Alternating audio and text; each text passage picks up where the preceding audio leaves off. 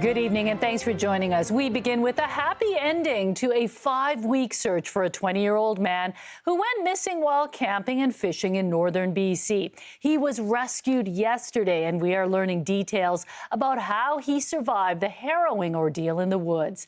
CTV's Shannon Patterson has our top story.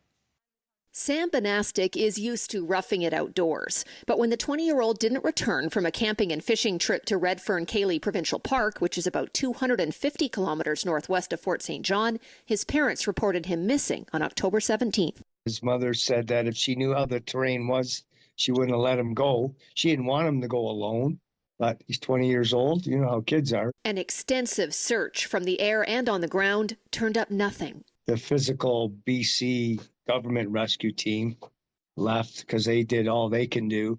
The family members and a couple friends still stayed for another couple weeks.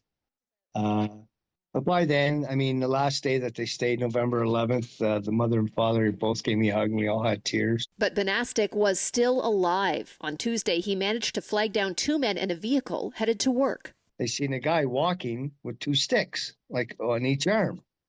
And they stopped and they said, like, who are you? And he said his name. And they said, well, holy that's Sam. The 2 guys said that he cut his sleeping bag and wrapped them around his legs and his feet to keep warm. Mm-hmm. So they dragged him into the truck, gave him some water, food, phoned 911, and they took him halfway so the ambulance could meet him halfway.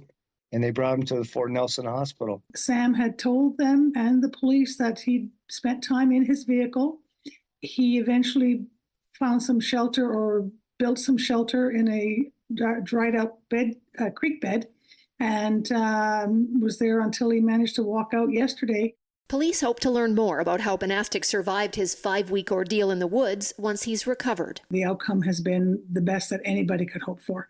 And hopefully we'll get some answers to some questions when we can talk to Sam further. Shannon Patterson, CTV News.